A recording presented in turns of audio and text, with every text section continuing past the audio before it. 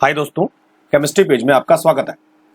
आज JEE main अप्रैल 2019 का एक और क्वेश्चन पेपर एनालिसिस, और ये हुआ था 9 अप्रैल को शिफ्ट 1 में। तो चलिए दोस्तों शुरू करते हैं। तो क्वेश्चन नंबर 1 हमारे सामने है और इसमें पूछा है कि ये वाला कंपाउंड पहले अल्कोहलिक KOH और उसके बाद फ्री रेडिकल पॉलीमराइजेशन के बाद कौन सा प्रोडक्ट बनाएगा। चलिए दोस्तों शुरू करते हैं। तो मान लिया जाए मेरे पास ये प्रोडक्ट है Cl और यहाँ पर दिया है इस तरह से Cl। तो सबसे पहले जो अल्कोहलिक KOH है उसका काम होता है डीहाइड्रोहैलोजिनेशन, और यानी ये एक हैलोजन और एक हाइड्रोजन को रिमूव कर देगा। अब देखिए दोस्तों, हैलोजन हमारे पास दो है, एक ये वाला क्लोरीन और एक ये वाला chlorine.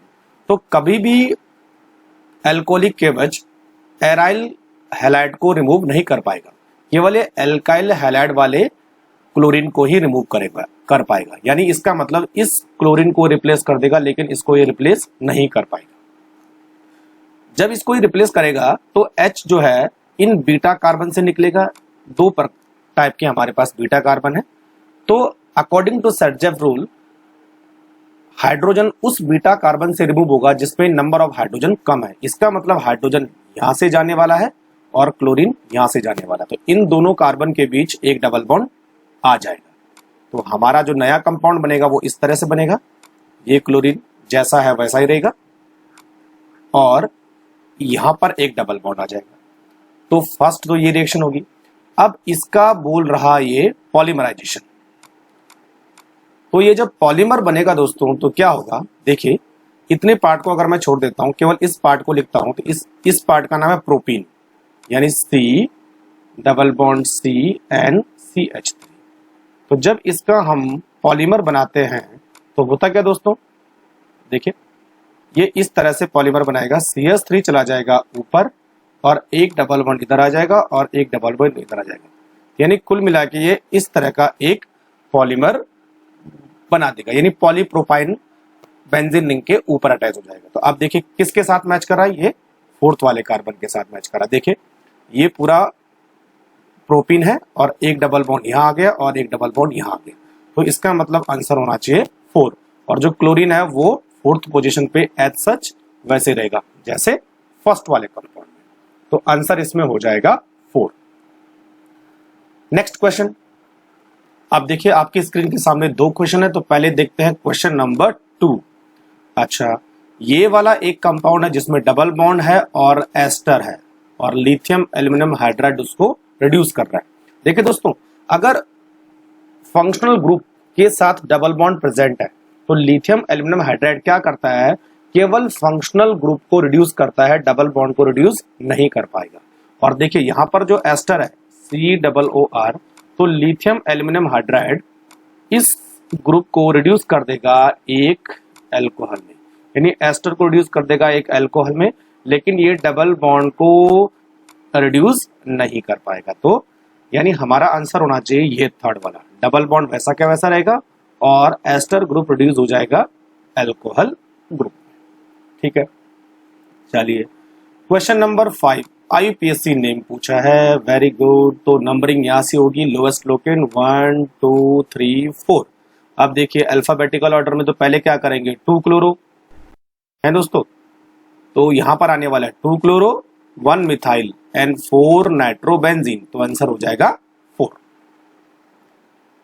Next question, question number 3, और यहां पे पूछा है कि एक इथाइल बेंजीन है और उसका KMnO4 और H3O क्या करेगा।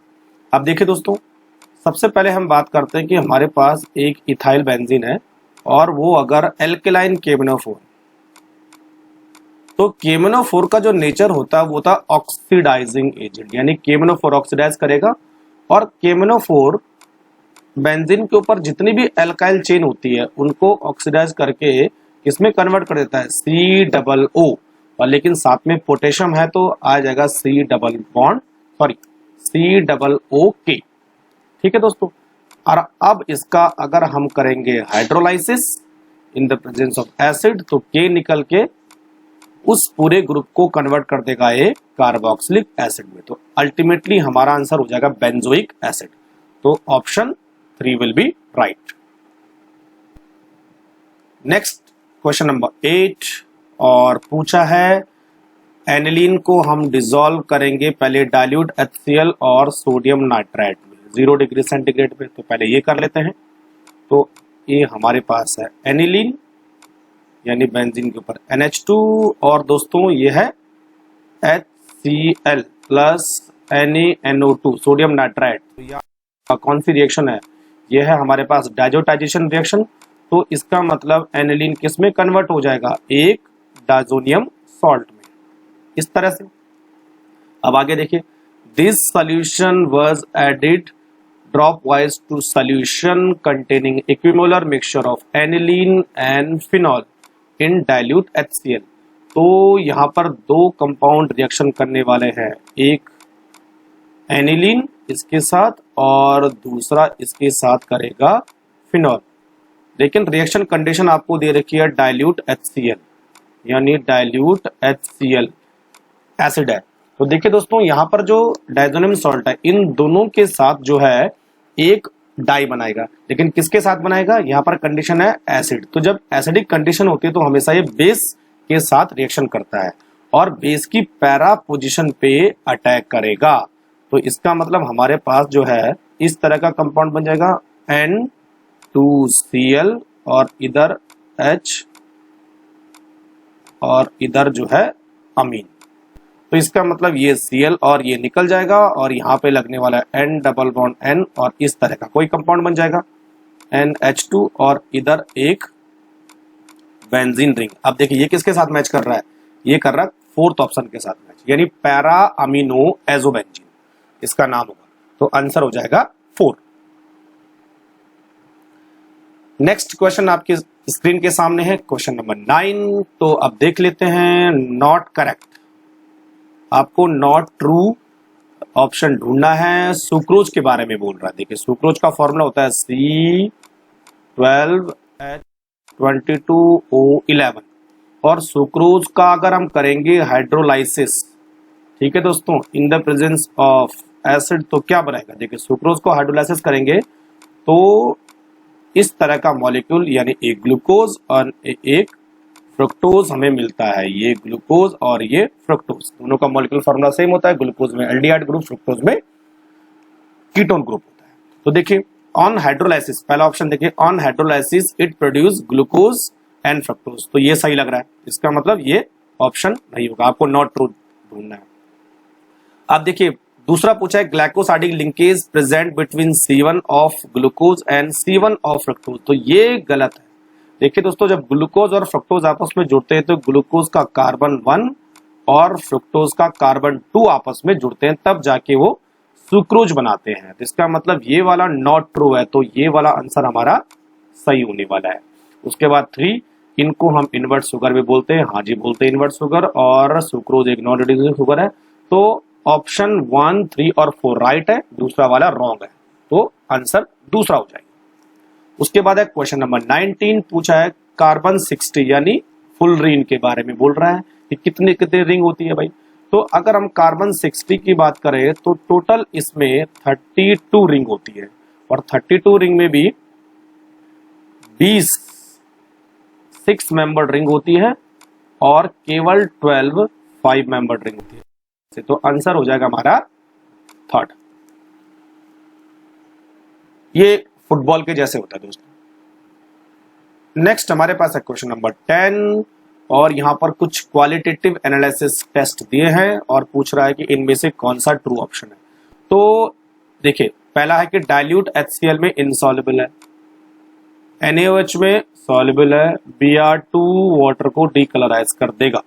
अब देखिए दोस्तों, यहां पर दो ही टाइप के कंपाउंड है, एक फिनॉल है, ये अल्कोहल है, ये अमीन है और ये भी अमीन है, लेकिन एक एलिफेटिक अमीन है और दूसरा एरोमेटिक अमीन है।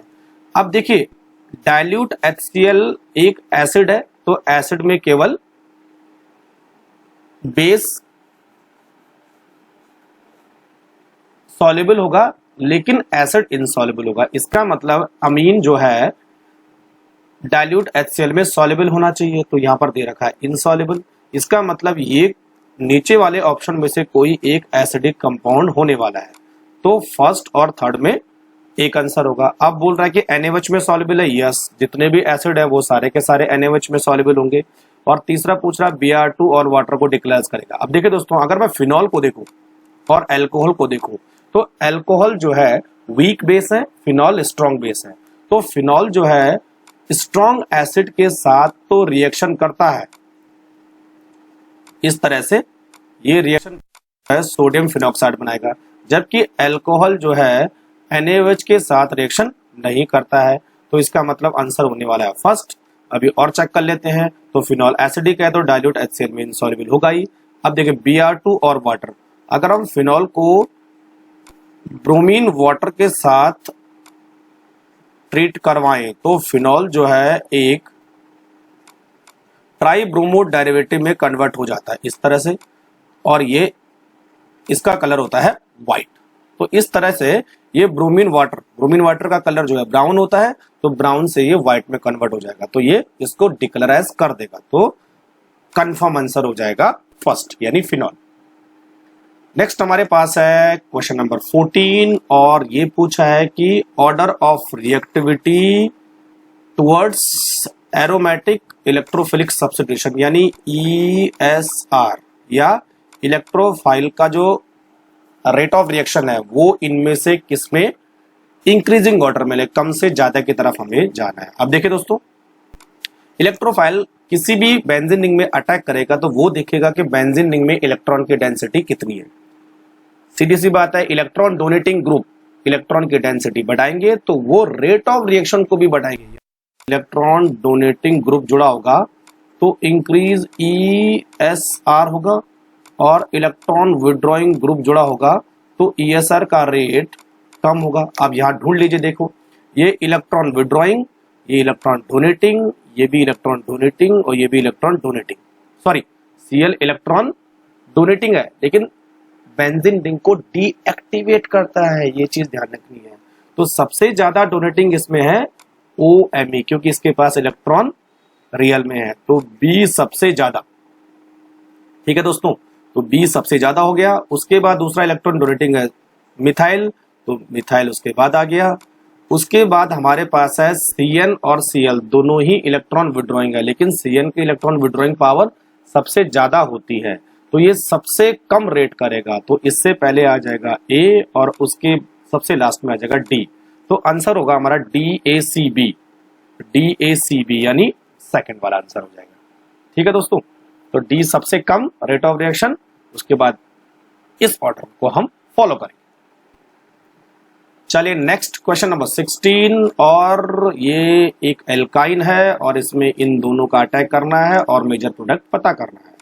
चलिए दोस्तों, CH3C ट्रिपल बॉन्ड CH, तो सबसे पहले हम करेंगे DCl। अब DCl क्या है, Cl माइनस D प्लस, तो जो रिएक्शन होगी ट्रिपल बॉन्ड में वो एडिशन रिएक्शन होगी।